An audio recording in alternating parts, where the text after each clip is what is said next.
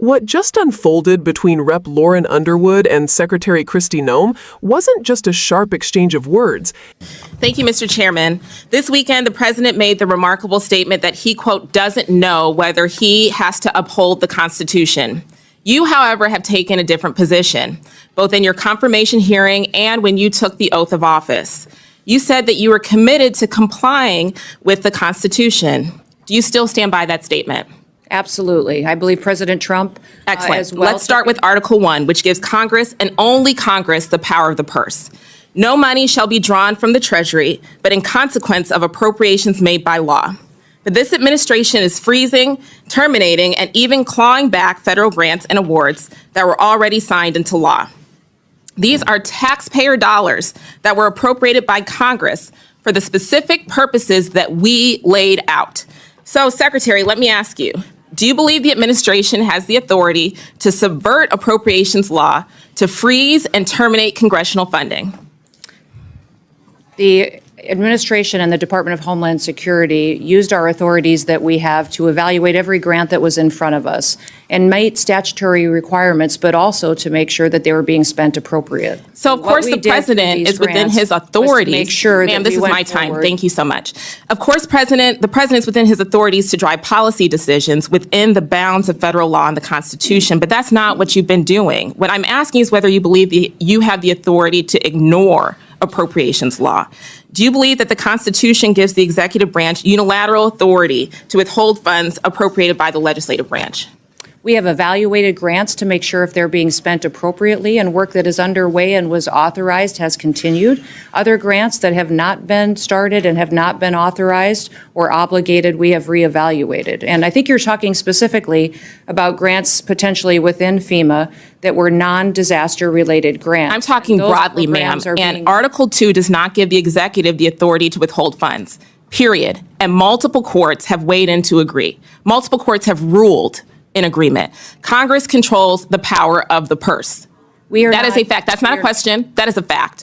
And so if the president disagrees with certain spending, Congress passed the Impoundment Act to create a legal process to seek rescissions, and we expect him to follow the law.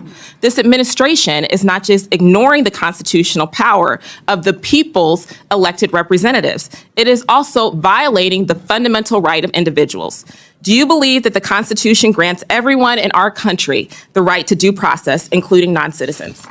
The administration has the authority to. Ma'am, I'm looking for a yes or no question. Yes or no. Do you believe the Constitution? Yes, ma'am. Do you? We have not conducted any reclaiming my kind time, of Mr. impoundment. Chairman. Time is yours. Okay. Secretary Noem, I'm just looking for a yes or no here. Do you believe the Constitution guarantees due process to everyone in America? Due process is exactly what this Congress lays out. Yes or no? It is, and Okay, the ma'am, tools I'll take you that as give a us no. on due process Excuse me, is I'm trying, afforded to. ma'am, I'm trying to ascertain your understanding of the law as it applies to your department. And you as its leader should be able to give us a yes or no answer, because judge after judge has ruled that the law is not being followed.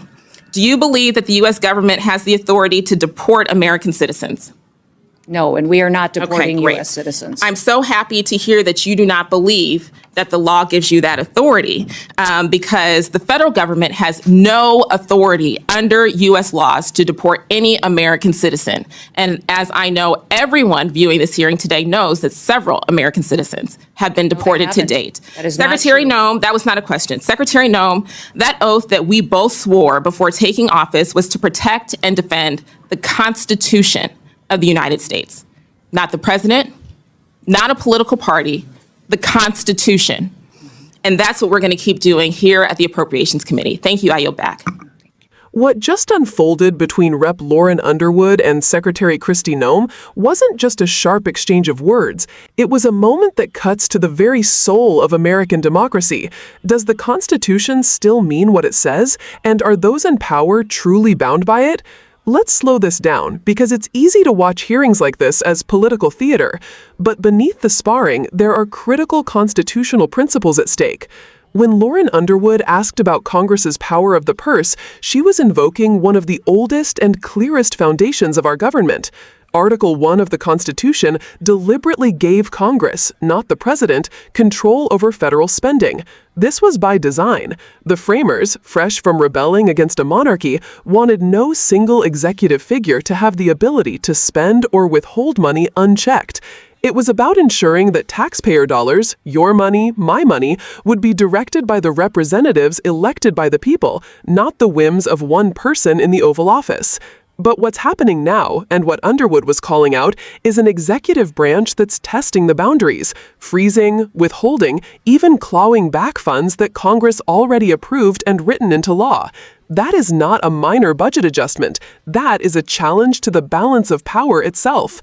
This isn't new. Richard Nixon tried something similar in the 1970s, refusing to spend money Congress had allocated for programs he didn't support.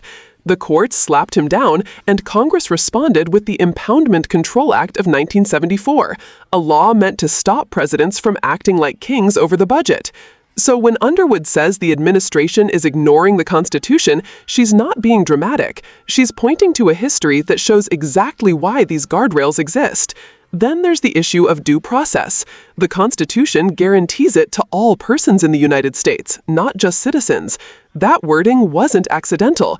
It was rooted in the belief that rights are not privileges handed out selectively by government, they are inherent. Courts have reinforced this over and over again.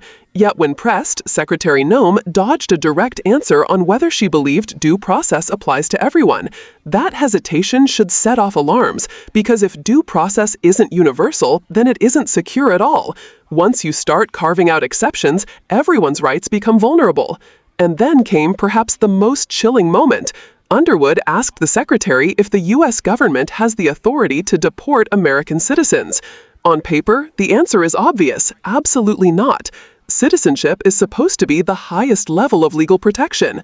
Yet in practice, there have been multiple documented cases of U.S. citizens being wrongfully deported.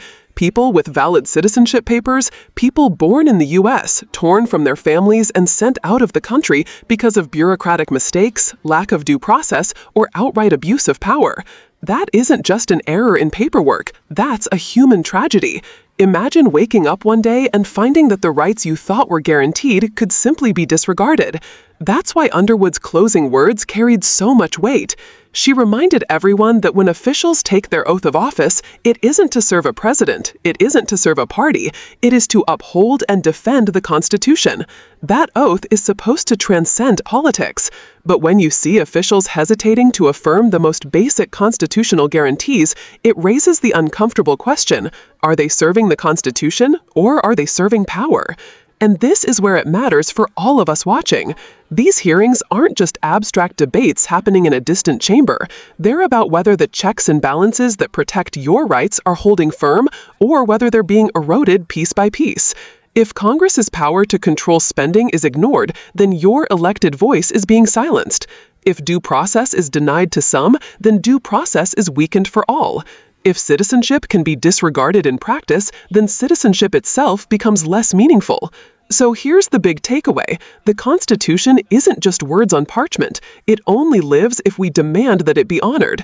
And the moment we stop paying attention, the moment we allow officials to bend or sidestep those guarantees without accountability, that's the moment those rights start to slip away. Lauren Underwood's exchange with Secretary Noem wasn't just about grants or legal definitions. It was about the ongoing test of whether America's system of government still works as it was intended, or whether it's being reshaped into something very different.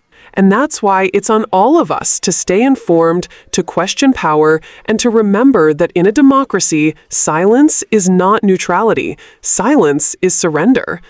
If you care about these constitutional principles, make sure you keep watching, keep learning, and keep speaking out.